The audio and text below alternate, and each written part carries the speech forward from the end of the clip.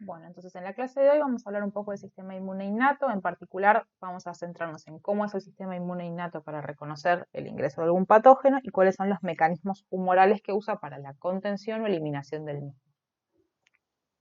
Lo primero que nos tenemos que centrar, obviamente, dijimos que el sistema inmune es capaz de reconocer aquello que es propio de lo que es extraño. Entonces, si es capaz de reconocerlo, tenemos que saber cómo lo hace, cuáles son los receptores involucrados en este reconocimiento.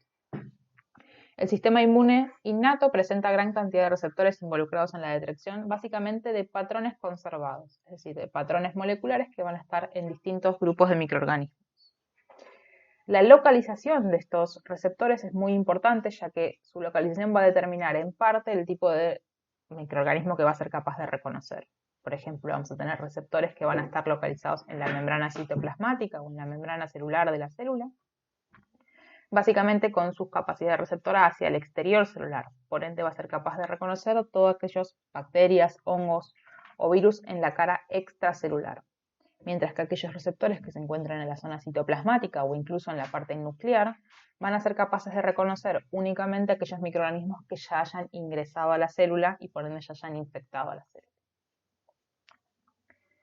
Básicamente, entonces, lo que va a ocurrir es que hay un reconocimiento de lo propio versus lo no propio a partir de tres grupos principales de receptores, lo que se conoce como receptores de reconocimiento de patrones, o PRRs, entre los que vamos a tener los NOD, los TOL, los RIG, los MDA5, los receptores de complemento, que van a ser básicamente receptores que van a poder activar la cascada de señalización de complemento, de la que vamos a hablar más adelante, o receptores de la porción constante de la inmunoglobulina G, recordando siempre que los anticuerpos o inmunoglobulinas tienen una parte específica capaz de reconocer al patógeno o al antígeno, y una parte constante, que es lo que se conoce como fracción cristalizable, FC o isotipo, en la cual vamos a tener distintos isotipos justamente. En el caso de la porción gamma o IgG, tenemos algunos receptores que están dentro de la inmunidad innata capaz de reconocer entonces anticuerpos pegados a los patógenos y desencadenar algún tipo de señalización. En todos estos casos, sobre todo los PRRs, lo que van a hacer es capaz de reconocer patrones moleculares asociados a patógenos o PAMs. ¿Sí? Estos PAMs son moléculas de diversa naturaleza que están presentes en microorganismos y que resultan esenciales para la sobrevida o la patogenicidad del mismo. Es decir, son esenciales para que esos microorganismos puedan sobrevivir dentro o fuera del organismo que infectan. Y justamente estos patrones tienen que estar conservados y al ser esenciales para la sobrevida, evitan la mutación rápida. Por lo tanto, es como una buena estrategia para el sistema inmune innato focalizarse en estos componentes esenciales y conservados que le van a permitir reconocer diversos grupos o grandes grupos de microorganismos. Dentro de los ejemplos más claros que vamos a tener para bacterias van a ser el LPS, el peptidoglicano y los ácidos lipoteitoicos, mientras para virus vamos a hacer principalmente los ácidos nucleicos, ya sea RNA o ADN. Obviamente, cada microorganismo va a presentar múltiples PAMs, por lo que permite una redundancia en el reconocimiento y permite que el ingreso de un mismo antígeno o de un mismo microorganismo desencadene varias vías de activación del sistema innato con varias respuestas encadenadas. Además de estos patrones moleculares asociados a patógenos, podemos tener lo que se conoce como patrones moleculares asociados a daño o DAMs.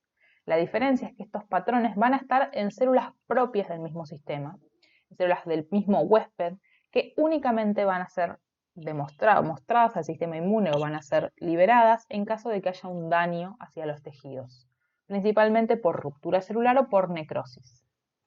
Usualmente algunas características que tienen es que se encuentran ocultas en el interior celular y justamente se liberan por ruptura celular o necrosis.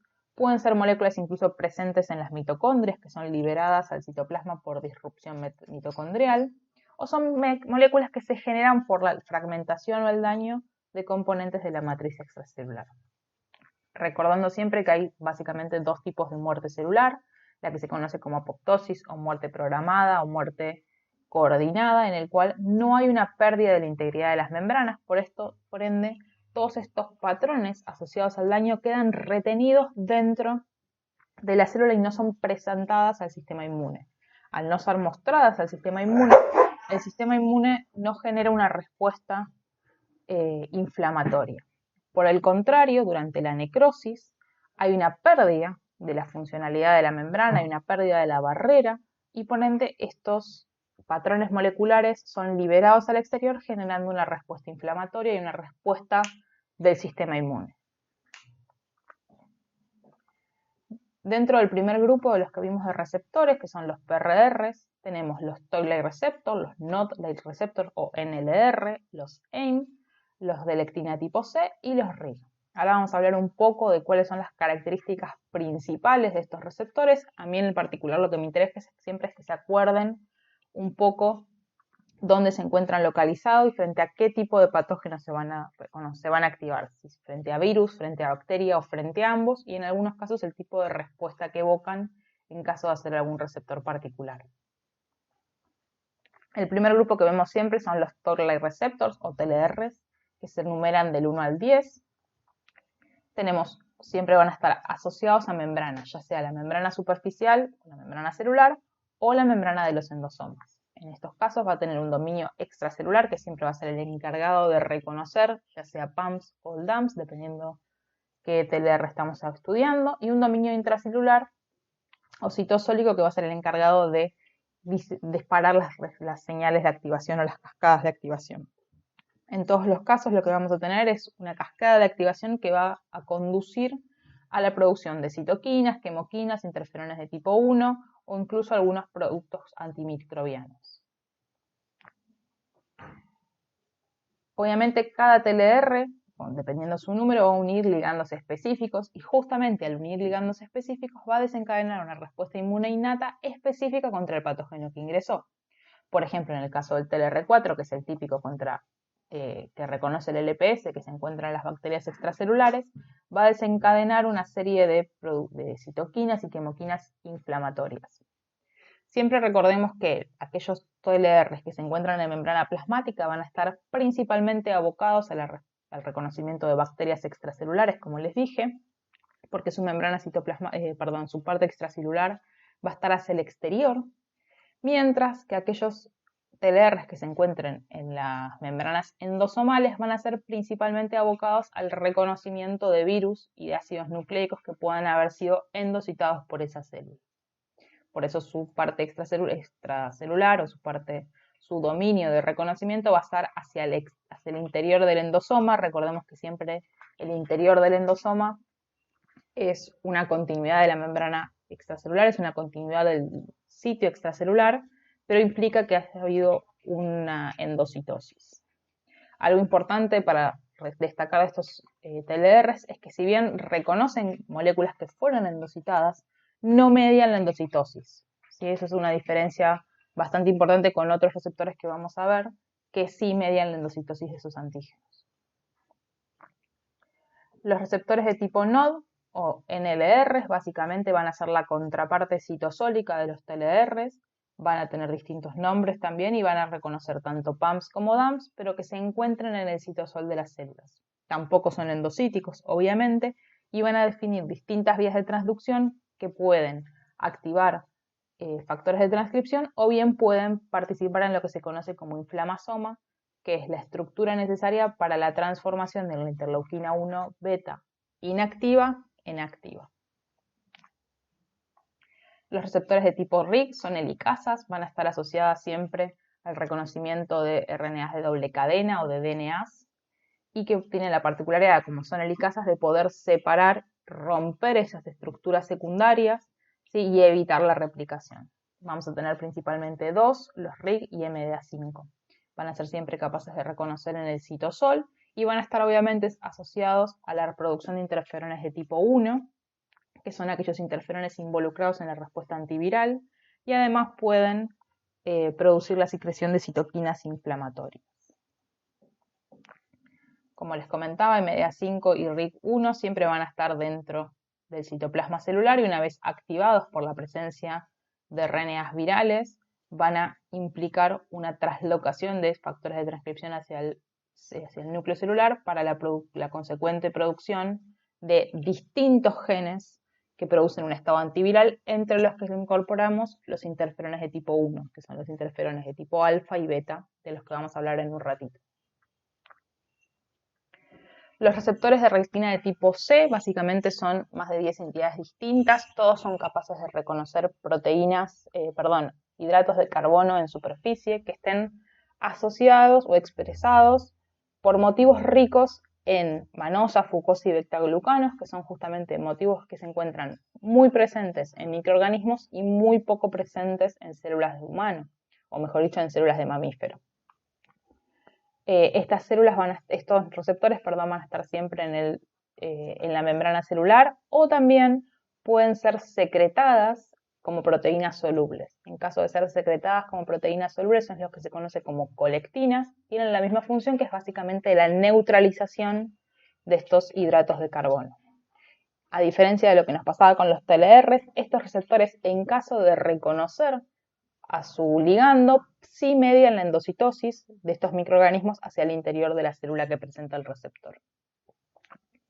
Por último, los receptores de tipo scavenger son una gran familia integradas por distintas entidades que no se encuentran estructuralmente relacionadas, se encuentran siempre en membrana celular y básicamente van a tener un grupo muy heterogéneo de ligandos, ¿sí? Entre los que se encuentran componentes microbianos y componentes de células apoptóticas, ¿sí? Y en todos los casos van a mediar la activación de diversas respuestas celulares que pueden ser muy amplias, de citoquinas, quemoquinas, proteínas de fase aguda y demás. Algunos de estos receptores a su vez pueden funcionar como receptores endocíticos, pero no necesariamente todos lo ocurren. Además de los PRRs que vimos recientemente, podemos encontrar los receptores de la porción constante de la inmunoglobulina G, recordando siempre que una de las funciones principales de los anticuerpos es la opsonización de los microorganismos, es decir, el recubrimiento de los microorganismos por parte de anticuerpos que van a favorecer la fagocitosis del mismo por parte de los fagocitos. Todo este mecanismo de fagocitosis y la función de los anticuerpos en particular lo vamos a ir viendo en las diversas clases. Pero tenemos que saber siempre que existen tres grandes familias, que son las Fc gamma receptor 1, 2 y 3, encargados justamente del reconocimiento de la fracción constante de la inmunoglobulina G. Cada una de ellas además tiene su nomenclatura vieja como CD, vamos a hablar un poco más adelante de qué significa este CD, pero sepan que cada uno tiene un distinto número y que en particular a nosotros en estas clases lo que más nos interesa es el Fc gamma receptor 3 o CD16, que va a estar involucrado principalmente en la activación de células de tipo NK o natural killer.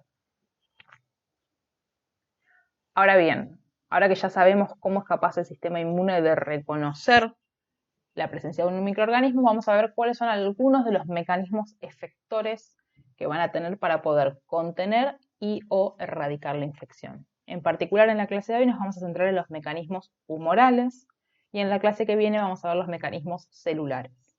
¿Sí? Recordando siempre que cuando hablamos de un mecanismo efector humoral estamos hablando de aquellas proteínas o sustancias que se encuentran en los líquidos de nuestro organismo, ya sea en plasma o en el líquido intersticial. Uno de los primeros que nos importa es el sistema complemento. ¿Sí? El sistema complemento es uno de los principales componentes humorales que va a estar principalmente involucrado en la defensa contra infecciones bacterianas extracelulares. ¿Sí?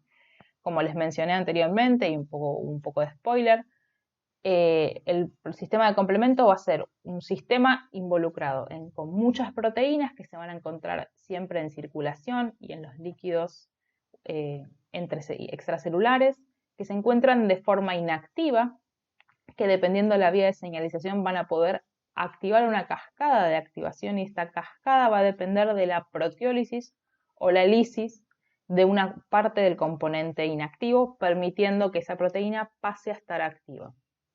Justamente se la conoce como cascada porque cada paso de activación por proteólisis implica una amplificación de la señal, llevando en última instancia a la liberación de factores solubles que van a tener funciones de por sí solas y lo que se conoce como formación del ataque lítico a la membrana o MAC, que es el complejo de ataque a la membrana, que puede llevar a la lisis de los microorganismos. Básicamente a nosotros nos van a importar cuáles son los mecanismos de activación, cuáles son las tres vías de activación de esta cascada y cuáles son las funciones finales en los últimos pasos. Sí, en el interior no se mareen, no se mezclen con todos estos nombres, a nosotros simplemente no es relevante en este momento de la cursada. ¿Sí? Entonces, vamos a tener lo que se conoce como la vía clásica de activación, que básicamente va a estar implicando la presencia de anticuerpos. En este caso lo que vamos a tener es un anticuerpo capaz de reconocer alguna molécula o antígeno en superficie del patógeno. Se va a activar lo que se conoce como C1. Una vez que esto ocurre, este C1 va a ser capaz de clivar a C4 y C2. Estos pedazos grandes de C4, siempre el pedazo grande se conoce como C4b o C2b o el número que sea inicial B, mientras que la es la porción más pequeña. Van a unirse dando lugar a lo que se conoce como convertasas. Las convertasas son justamente las partes activas que tienen capacidad proteolítica. Esto lo que va a hacer es generar la unión de la primera convertasa y va a dar lugar a la cascada de activación. Hasta acá con la vía clásica.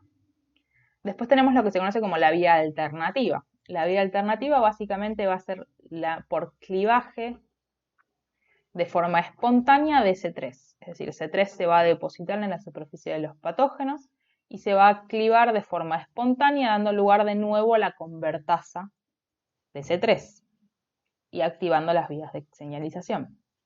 Y por último, la vía de las lectinas va a implicar que haya una lectina que va a estar funcionando como una colectina, que es la manosa binding lectin, ¿sí? Que va a unirse justamente a residuos de manosa que están muy presentes en la superficie de los microorganismos, pero no en la superficie de las células propias.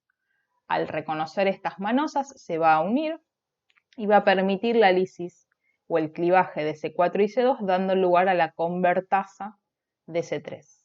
Como podemos ver, todas estas vías, las tres vías de activación, la clásica, la alternativa y de las lectinas, siempre llega a la formación de una convertasa. La formación de esta convertasa va a dar lugar a la formación de una segunda convertasa, que es la de C5, que a nosotros en este caso no nos interesa. Pero estas convertasas formadas, pensemos que es una única molécula que va a poder clivar a muchísimas moléculas más, a cientos de moléculas más. Por lo tanto, todo este proceso lo que va a hacer es la activación de una cascada de amplificación. Sí que va a permitir que una única molécula activada active muchísimas más.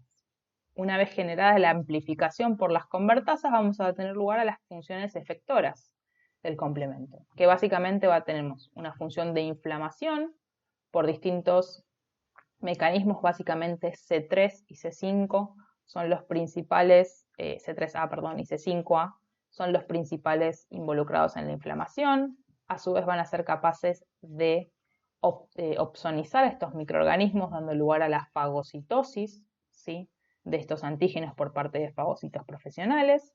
Y en algunos casos vamos a poder tener lo que se conocía como ataque a la membrana o CAM, que está involucrado por distintas moléculas que se asocian entre sí dando lugar a un poro, que lo que va a hacer es desestabilizar la membrana de los microorganismos y permitir la lisis mecánica o la ruptura mecánica de esos organismos. ¿Sí? Hasta acá lo que vamos a hablar de complemento. Les recomiendo mucho que vean el video que les dejé en los apuntes teóricos de Kurgesaks, que habla muy bien y que explica muy bien cómo funciona la cascada de complemento. Igual les voy a dejar el link en la descripción o les dejo también el link en la clase para que la vean y te la tengan a mano.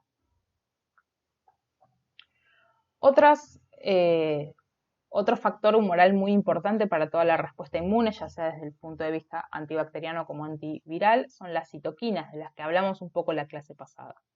Recordemos siempre que las citoquinas son un conjunto de proteínas encargados de transmitir información, principalmente información entre el sistema inmune, aunque la información no es tan solamente dada entre leucocitos, también podemos tener otras células del sistema inmune que secreten, otras células, perdón, de nuestro organismo que secreten citoquinas o que respondan a citoquinas. Y que, como vimos anteriormente, también pueden actuar a nivel local, como a nivel, parácrino, autócrino y también a nivel sistémico o endocrino.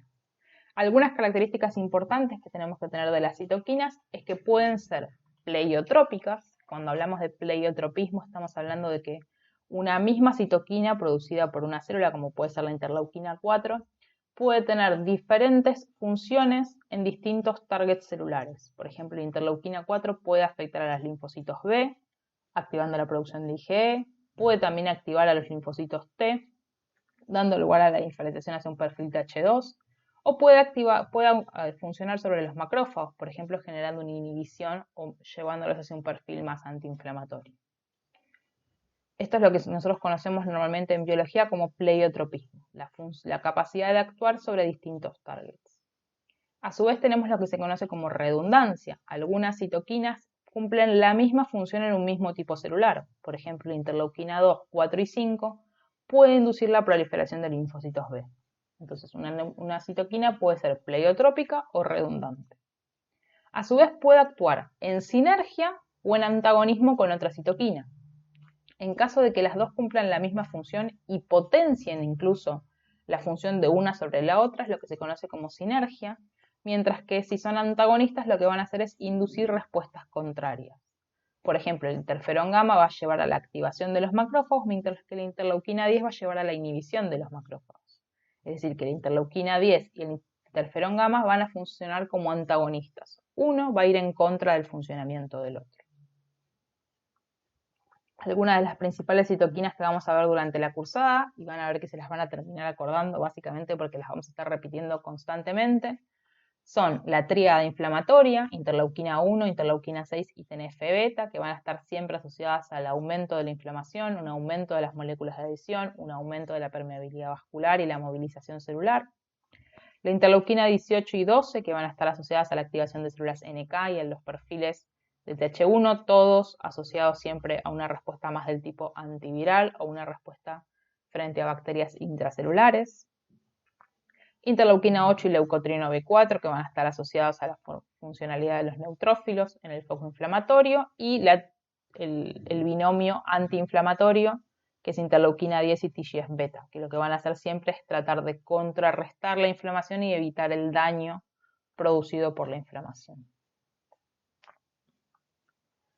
Además de las citoquinas, vamos a ver que durante las primeras etapas de la infección, entre las 6 y las 48 horas, se genera lo que se conoce como proteínas de fase aguda.